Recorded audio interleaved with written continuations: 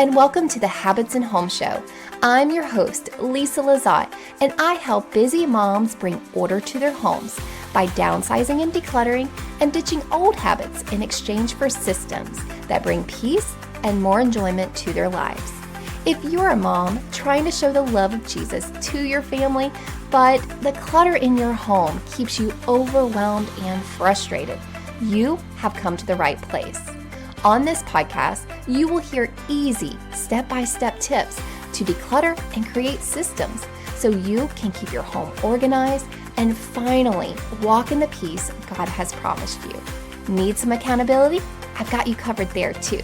Join the Accountability Club, a community of like-minded mamas decluttering and systemizing our homes together. Are you ready, friend? Let's get started. Hey friend, and welcome to the Habits and Home Show. On today's episode, I am answering 20 of the most asked questions I get for decluttering and organizing clothes.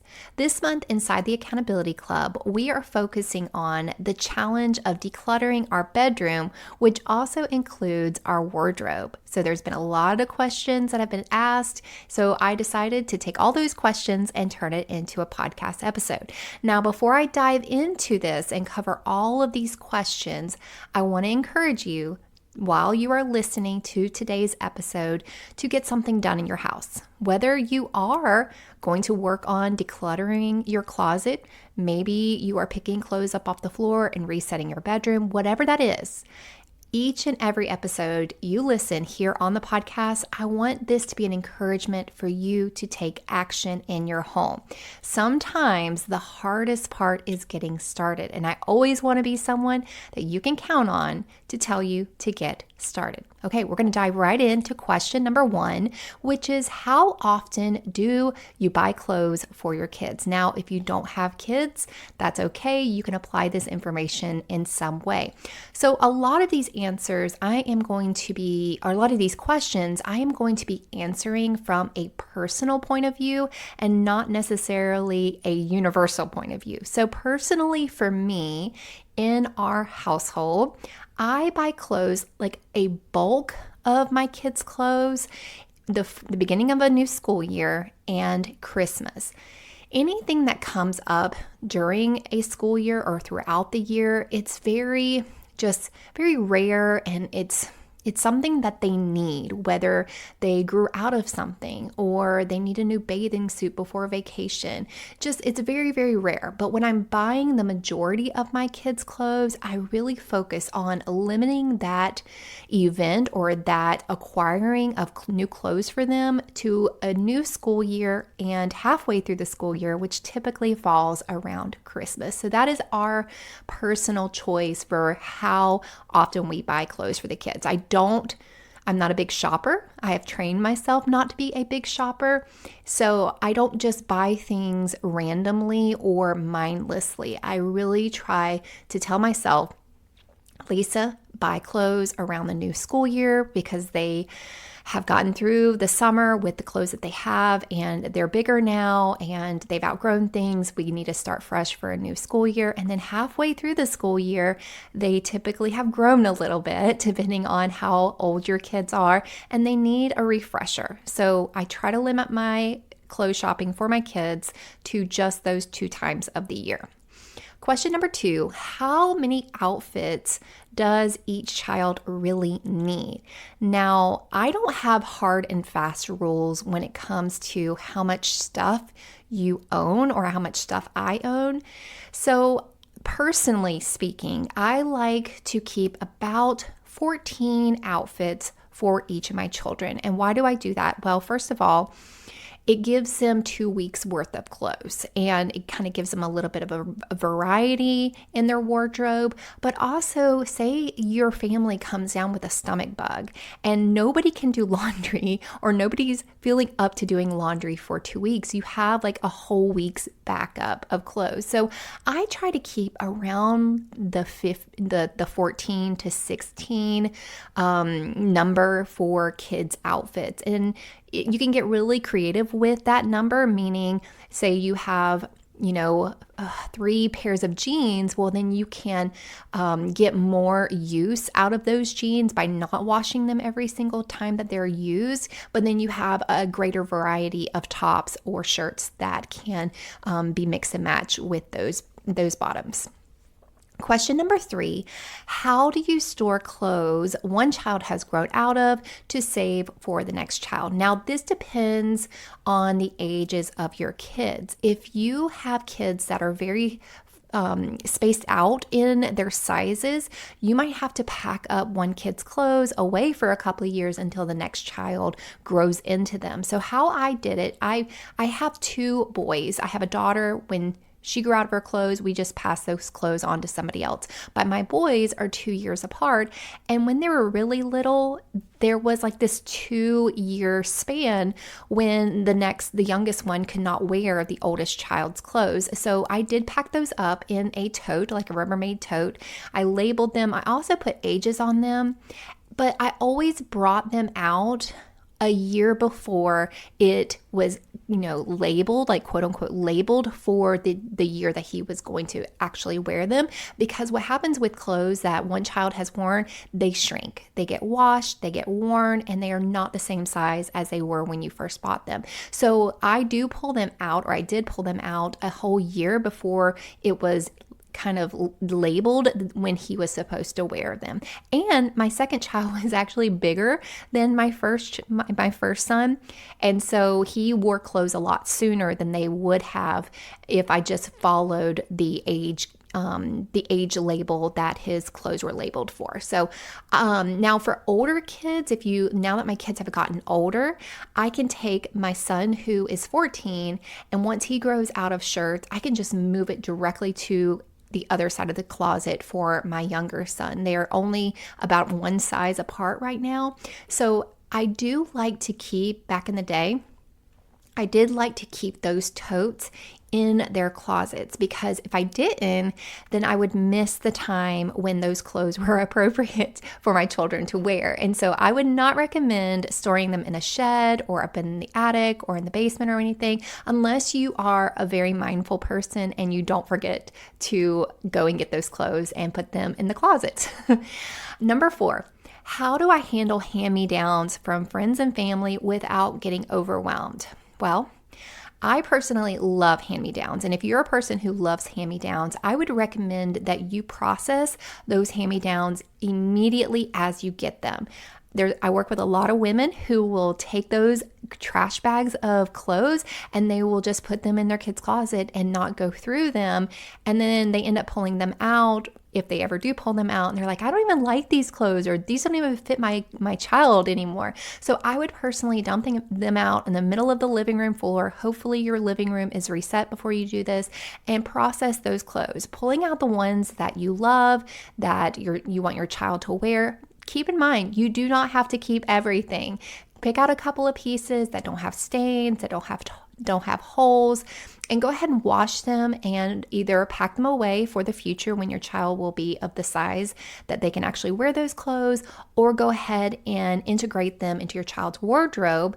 But at the same time, if you do integrate them, go ahead and pull out clothes that your child has already grown out of, or clothes that have stains or holes in them and that you need to go ahead and get rid of. Now, if you're a person that does not like hand-me-downs and people keep offering these to you, just be honest with them and say, thank you so much, but we are at max capacity right now and I don't have a need for them. However, if you want me to help you find someone, I will do that for you. So just be honest and straightforward with those people. Number 5, what's the best way to organize kids' clothes? This is a big question I get all of the time. Organize your kids' clothes in a way that makes it easy for them to put laundry away and to also get themselves dressed. Because if you have multiple children, you don't want to be dressing them, putting their clothes, away your entire life. I know I have 3 kids and I don't want to do that. I want to work my way out of a job. I know you mamas want to feel needed, but you can still feel needed without doing every single thing for your children. Trust me, you will find ways to spend time with your kids other than just doing their chores for them. So I recommend not doing a file fold system like the Marie Kondo system unless you are willing and able to take the time to invest in training your kids in maintaining that. I was not willing, or was I able to invest teaching my boys to file fold their shirts and put them away. That is just not something I was doing. My daughter, it naturally came easy to. I never had to teach her that. She file folds her t-shirts, her underwear, all the things, and she took that upon herself. For me, how I organize my kids' clothes, I like to do in their dresser, in each drawer, give it a category. So I have a sock drawer, they have an underwear drawer, they have a shorts drawer, and they have a pants drawer. We hang up all tops, all shirts, no matter if they're t-shirts, church shirts, dresses, all the shirts, all the tops. I find that it's really easy. It's much easier for a child to see what is on the front of their shirt and what it looks like when it's just hanging up rather than when it's folded up and they have to unfold it and then it ends up not being refolded, right? So I personally, across the board, every single person in my family, I've done this since they were little, is we just hang up all shirts, all tops so that they can easily see them. Now, a lot of people will say, well, my kids can't hang up their clothes on hangers. Yes, they can. Yes, they can. Just take the time to teach them, because it is actually much easier for a child to take a hanger and put it in the top of their shirt than it is for them to perfectly fold a top the way you want them to fold it and to maintain that fold. So that is just my personal preference. I hang up all tops. And then with their shorts, I try to keep it in a single layer inside their drawer so they can see what bottoms they have, or at least no more than a double layer, meaning there's two shorts piled on top of each other, two pairs of pants, and so on. So organize your kids' clothes in a way that is easy for them to put away their laundry as well as get themselves dressed. And this might mean that you have to get new furniture for your kids. There's lots of things, lots of furniture out there on Facebook Marketplace. Maybe you need to switch the dresser with your child. I had to do that with a client recently, and she's like, oh, I never thought to do that. Okay, number 6. How do I keep my kids from outgrowing clothes before they've even worn them enough? And here's a simple answer. Don't have so much. Don't have so many clothes in the first place. If your kids have too many clothes, they will not be able to wear their clothes enough before they outgrow them. Number 7. How do I keep my kids from constantly pulling out clothes out of the drawers and making a mess? Again, my answer for this is limiting what they have access to by limiting the inventory of clothes. Also, daily resets will help everyone stay on top of tidying up. So I want you to expect your kids to tidy up when they make messes. If coming back is an inconvenience to them, they will learn to stop making messes in the first place. You have to raise your expectations, okay? You have to raise your expectations of them and require them to clean up after themselves. This means, y'all, that you have to pay attention when the messes are being made, okay? So have some kind of awareness of what mess is being made when your kids are in the house. Number 8. How often should I declutter my kids' clothes? Well, this depends on the age of your children. If your children are between the age of 0 to a year old, they are growing really, really fast. And I feel like decluttering my kids' clothes and processing their clothes was a full-time job for a really long time. I feel like this is what I was always doing as a stay-at-home mom. So I would say in the first year, you're doing this every 2 to 3 months. After that, you're probably doing it every 6 months. And then after that, at least, I still to this day process my kids or go through my kids' clothes about every 6 months. Now, about every month to 2 months, not my daughter, like I said, mentioned several times here on the podcast, she's very independent. She declutters her own clothes. She'll bring me a bag of clothes and say, hey, I don't want these anymore. Can we donate them? And I'll load them up in my car. Now, my sons, they would probably never declutter. Now, I do have my 12-year-old. He will throw clothes down from the banister upstairs and he will say, I cannot wear this anymore. So, but my other son, who we end up passing clothes down to my 12-year-old, he rarely ever declutters his own clothes because he just knows that I'm going to go through them with him and pass them on down to his brother. So I would say I still, at 12 and 14 years old, still process their clothes with them and making decisions for, with them, alongside of them. Okay. So I would say do this, go through your kids' clothes pretty often. Okay. All right. Next question, number 9. Should I involve my kids when decluttering their clothes? My simple answer to this is yes. Even if your kids are very sentimental, even if it is really hard for them to let go, I say from the very, very early stages of your motherhood, of their life, yes, involve them in decluttering. I want you to teach them how to declutter because this is a life skill that a lot of adults walk around nowadays and they have hoarding problems because it's never been expected of them to let go of things. Their parents have never taught them the skill of decluttering, of making decisions for their stuff.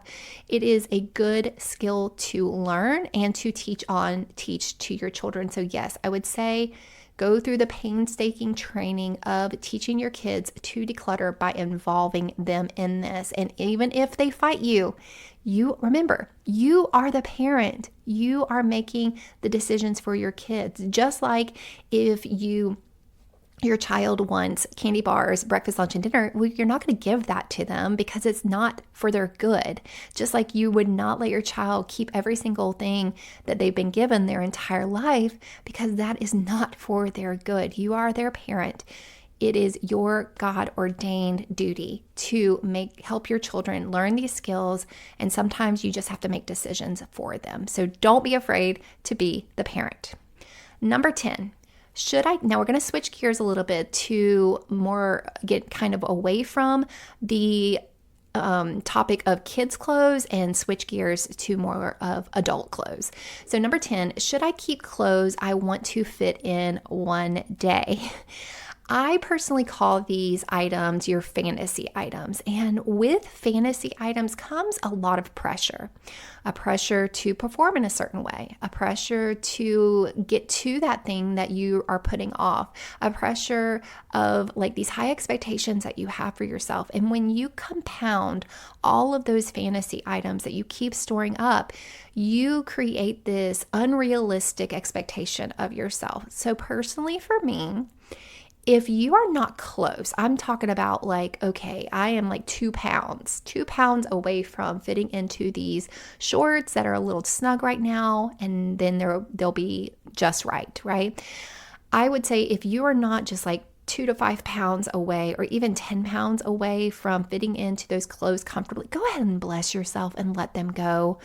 Like, if I could mother you right now, if I could say, if you're my daughter, I would say, baby, do not put that pressure on yourself. Go ahead and bless and release and trust that you are going to be a resourceful person in the future when you need to get new clothes again. Okay, let those old clothes go. By the time you get into them, you probably won't even like them anymore anyway. So let those old clothes go. Number 11, what's the best way to organize shoes for the whole family?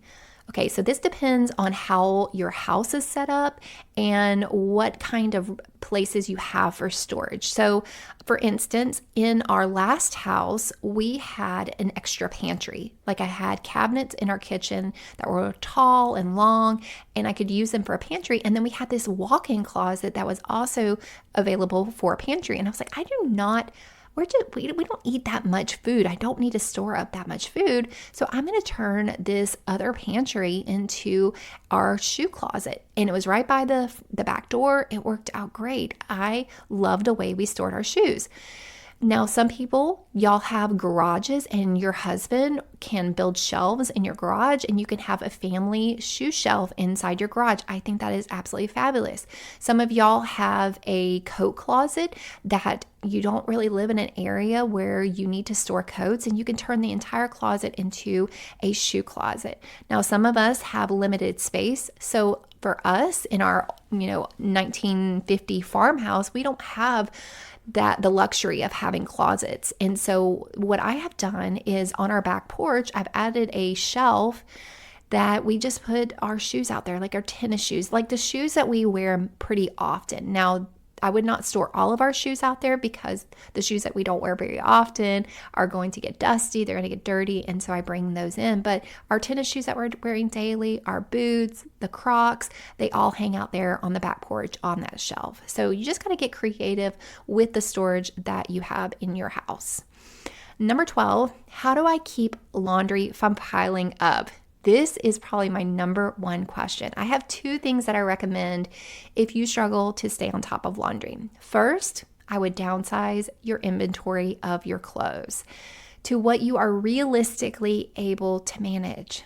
Secondly, I would encourage you to create a laundry system that you follow on a weekly basis. Now, if that sounds wonderful, you would love to create a laundry system and follow it, but you're just not doing that, then you probably need some accountability, which I offer one-to-one or inside the accountability club.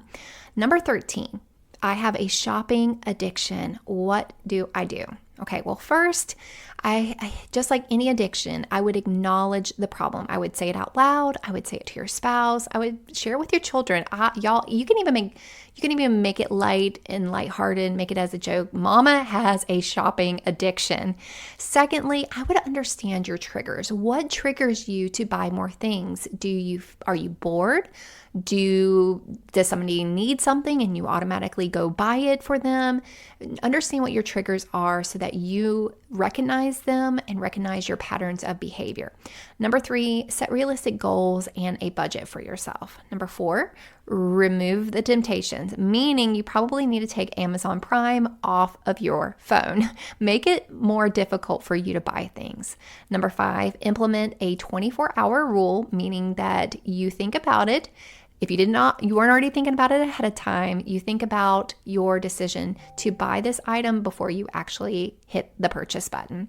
Number 6, practice mindful spending, meaning take a deep breath, think about it, think about where you're going to store it, how you're going to use it. Ask yourself, can you really live without it? Number 7, seek professional help. And when I say professional help, you can hire me as your coach. If you need to overcome your shopping addiction, it's good to practice decluttering. That helps. But then also to get some accountability, which I have helped many clients in the past hold them accountable to their shopping habits. Number 8, join a support group, which you can join the accountability club and we will support you there. Number 9, develop coping strategies. So if you understand your triggers, then you can create some strategies to help you cope when those triggers come up in your life. Number 10, be patient with yourself, but also be persistent to break this habit. Get mad at yourself, y'all. Be like, no, I don't want to live like this anymore. I don't want to drown in the stuff that I keep buying. All right, number 14, what do you do? What do you think about a capsule wardrobe? Well, I personally think that a capsule wardrobe, based on the standards of popular media and what you're seeing on social media and maybe on Pinterest and the World Wide Web, can be very restrictive and is typically for people that have been in a decluttering journey, on a decluttering journey for quite some time. It's usually for people who want to live very minimal. So I say if you are just getting started with decluttering, do not focus on a capsule wardrobe, as it can be very restrictive, very harsh. You set rules for yourself, and I mean, yeah, the numbers can be helpful. It kind of like sets a boundary for yourself. So if you're going to do it, set the boundary pretty big at first, and then come around the next year and challenge yourself to let go even more and shrink that number year by year. Okay. Number 15, it's so hard to let go of clothes. How do I downsize? If it's hard for you to let go of anything, it's best to remember why you're wanting to downsize and let go of things in the first place. Okay. If it's because you're overwhelmed by the stuff you have to manage, then remind yourself a lot, remind yourself often by saying this: I'm letting go of things because I'm so overwhelmed. If you find yourself saying that a lot, I am so overwhelmed, then that is pretty much your mantra for downsizing and decluttering. And if you're already if you're listening to this podcast, you're already in this. You're already wanting to downsize. You're feeding yourself with this information because you want to feel motivated. You want to feel inspired. You want to take action. You want to live more minimal because you're just tired of feeling this way. So remember, when it's hard to let go of things, let that reason motivate you. Okay. When I started creating better habits for myself, I used to say this: I'm doing this for my tomorrow self. I'm doing this to be my best friend. I'm doing this so that when I wake up tomorrow morning, I'm not leaving leftovers from yesterday's self. Okay, that's when I started creating better habits, especially around my resetting my kitchen and resetting my home at night. So tell yourself, I am doing this for my future self. I am doing this so that my kids can learn good habits and good routines and not live in a chaotic home. Right? That will give you the motivation to just like get mad at the situation and just start getting rid of things. All right, number 16. What should I do with sentimental clothing I don't actually wear? I personally think the best place to put your sentimental clothing is in your sentimental box, which I also called your childhood memory box. Now, your childhood memory box will probably be a box that is not very big. Right? It's probably half the size of a regular Rubbermaid tote, or maybe a full Rubbermaid tote if you need a little bit extra room. But keep in mind that you're going to run out of room pretty quickly if you're putting all of your sentimental clothes, all the clothes that you've ever loved in that box. It's going to take up a lot of room. So I recommend only keeping like one or two items that are like your favorites, your absolute most sentimental things, and then let the rest go, because it can turn into a hoarding situation. It turns into a greedy situation because you're holding on to things that could actually bless somebody else, and you are withholding that blessing from somebody else. I like to say I am being a good steward when I bless and release the things that I don't actually wear, because clothing is not meant to be memorialized. It's meant to be worn. It's meant to clothe your body. Okay. Number 17, how do I get my spouse to downsize his clothes? Well, first of all, focus on yourself first. Don't go to somebody else and try to pluck the plank out of their eye when you have a beam sticking out of your eye. Take care of your clothes first. And I would say take care of your clothes before you take care of your children's clothes as well. It's always easier to declutter somebody else's clothes because we're not as attached to them. So I would say focus on yourself first, and live in a way that's maintaining those clothes, your laundry system. Like, focus on your own self first, focus on your habits, and then your spouse will see how you have been living. You're living less overwhelmed, you're thriving. They will be more likely to come alongside of you and do this with you, rather than you going straight to them and saying, hey, you need to do this and you need to do that. No, okay? So when your spouse is finally on board and they're like, yeah, I'll do that with you. What I do with my husband, because decluttering his clothes is never something he enjoys doing. So what we do is he's like laying on the bed and we're having, good conversation or whatever. And I'm up in the room, like folding laundry and putting things away. I'll say, hey, do you mind if we just kind of like go through your clothes really quick? And he's like, oh, and he rolls his eyes, of course. I was like, it's okay. It's not going to start, not going to be too long. I'm just going to resort your clothes. You tell me if you want it or you don't want it. And so I just pull out like, 4 to 5 hangers at a time. I say, keep or get rid of. And it's really, really quick.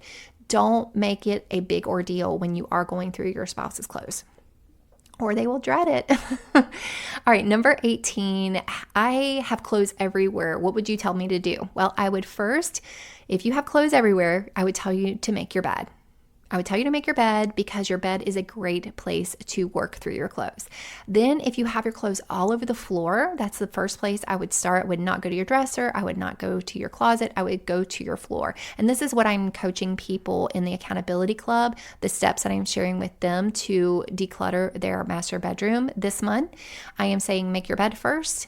Use it as a workspace, and then pick up everything off the floor and sort your items from there. That way you have floor space to walk around, and it gives you an instant win. You automatically feel like, wow, I feel so much more in control in this space because my floor is clear. So then I would decide what is clean, what is dirty, put the clean clothes in the dirty clothes basket, and put the clean clothes that you decide you want to keep, go ahead and put it away. And you have a quick reset. So if you have clothes everywhere, my number one suggestion is to reset your bedroom, reset your clothes. Number 19. What's the best way to store and rotate seasonal clothing for the whole family? Now, if you have large closets, I would tell you to just move your seasonal clothing to the back of the closet and the current season's clothes to the front of the closet. So you can rotate your clothes that way. However, in most cases, in most houses, your closets aren't big enough.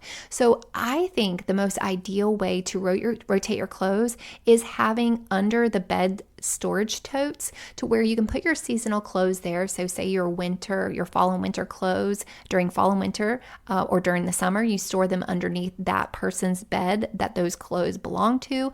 And then vice versa in the winter time, storing up bathing suits, shorts, and so on. So first, I would say if you have closet space, just rotate them within the closet. But if you don't have closet space, storing them in totes underneath the bed would be the second option. And number 20, I want to declutter my clothes, but I can't get started. What do I do? Well, my best advice is if you can afford it, then get some help. If you've listened to all the tips for decluttering and you still can't get started, it may be time to get some outside help. Okay, it might be time to get some coaching and accountability, which I offer both of those in my one-to-one coaching program or inside the accountability as a group. So you can find both of those links to get started with me below, and I would love to work with you in either setting. All right, friends, I hope you enjoy this, and I hope in the last 30 minutes you are able to accomplish something in your house. All right, I will see you right here next time on the Habits and Home Show. Hey friend, before you go, I wanted to tell you more about the Accountability Club. Each month, we'll tackle a new space in our homes and work together to declutter and set up systems so we can easily maintain order without getting overwhelmed. You'll get a new decluttering tutorial each month, the coaching and accountability you need to actually follow through, and encouragement without judgment from other Christian moms in a safe environment. And guess what? The entire club is off of social media, so you don't have to worry about distractions the world may throw at you. Sweet friend, if you're feeling stuck in your decluttering journey, this is the place for you. Click the link below to try out the Accountability Club and start decluttering today.